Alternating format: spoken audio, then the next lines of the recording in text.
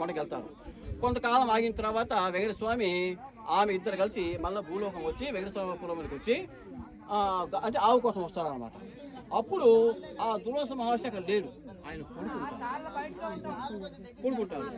సరే ఈ నుండి అడుగుతాడు వెంకటస్వామి, అయ్యా మీ తండ్రి గారు నాకు ఆవులు ఇస్తా అన్నాడు, మరి ఆవులు ఇస్తారంటే అది నా బాధ్యత కాదండి, మా నాన్న అడిగి ఇవ్వాలా నేను అంట. అప్పుడు మన పిల్లగాడు ఏమంటాడు, మా నాన్న అడిగిస్తా అంట కదా, ఇంట్లో భార్య అయినా ఉంటుంది, నా భర్త అడిగిస్తాను, ఎవరు వచ్చి ఒక సొంత ఏమంటే మేము మర్చిస్తామా, ఇవ్వం, నా భార్య అడిగిస్తా, నా భర్త అడిగిస్తామంటాం కదా.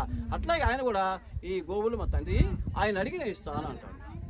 అప్పుడు ఈ వెంకటస్వామి ఇస్తాడు, సరే మళ్ళా వస్తామని ఇద్దరు దంపతులు మళ్ళీ ప్రయాణిపోతున్న సమయంలో తండ్రి వస్తాడు దుర్వాస మహర్షి వచ్చి. అప్పుడు ఆయన అడుగుతాడు, ఏంటి వాళ్ళు వెళ్తున్నారంటే, నాన్నగారు మీరు గోవు ఇస్తా అన్నారు కదా, అందువల్ల వాళ్ళు తీసుకోకుండా వెళ్తున్నారు, నేను మా నాన్నగారు వస్తే ఇస్తానని చెప్పి నాన్న అన్నారు. వాళ్ళు కొంత వెళ్ళిపోయిన తర్వాత ఈ దుర్వాస మహర్షి ఈ యొక్క కొడుకు ఇద్దరు కలిసి గో ఇందా, గో అంటే ఏంది ఆవు, ఇందా అంటే తీసుకో, ఈ ఆవును తీసుకో అని అర్థం అన్నమాట.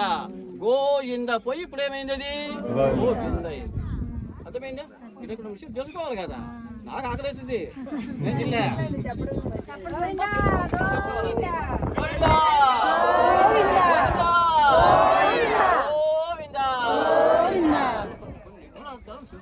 ఇది గబగబా